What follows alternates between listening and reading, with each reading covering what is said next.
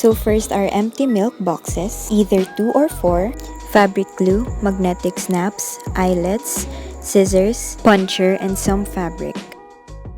So first we need to cut out the upper part and the bottom part of all the boxes, and keep the bottom part because we might need it later. Then a whole box will be used for the body of the bag, then another for the pocket, the sides of the bag, and for the flap. For the flap, we need to fold the shorter side of it in half and cut out an inch from the other side. That part needs to be divided into 4 and we'll use it to stick the sides of the bag. Then basically for the sides, you just need to cut it in half. For the pocket, you need to cut out a square inch at both bottom sides of it and fold the sides twice in the same direction.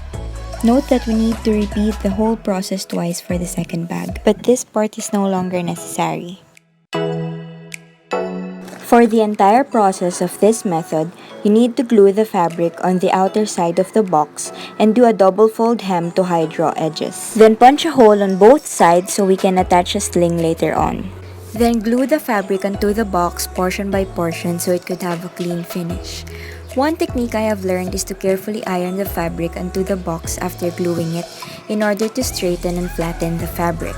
But make sure that the iron is on low heat for the fabric and box not to burn. Then here's the part wherein we're going to need the bottom part of the box, since I forgot to add the magnetic snap before gluing the fabric for the flap. To avoid this, make sure to add the snap before covering the flap with fabric.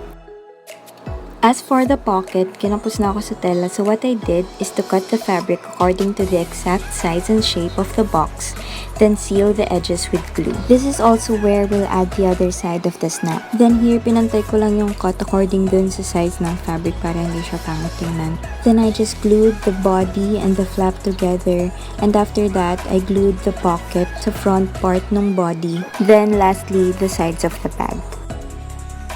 After that, I covered the glue stains on the bag using black textile paint to make it look clean. And we're done for this one.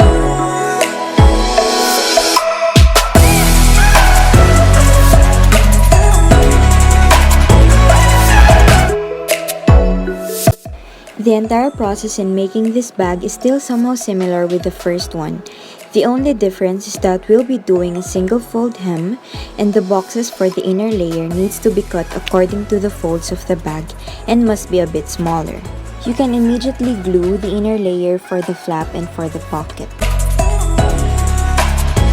Make sure to attach the magnetic snaps on the flap and pocket before gluing the layers together.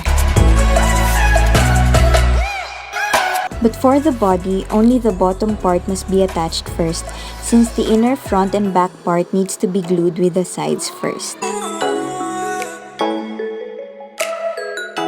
After that, glue the pocket onto the front part of the bag. Then, we can now attach the inner front and back part along with the sides. Before gluing the flap and body together, I first painted the flap for the body not to get dirty, and changed the color of that flower.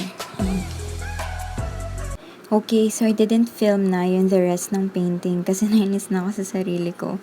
Super naging pangit na siya kanina.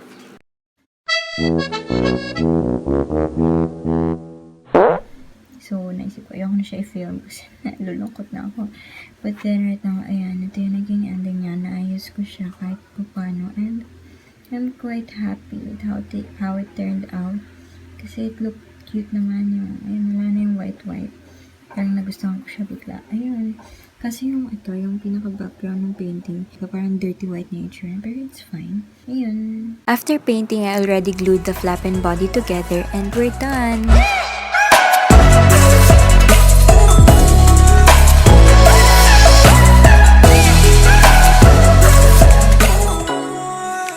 So here's what the first bag looks like inside. And I just added my tag over there. That's the name of my little business.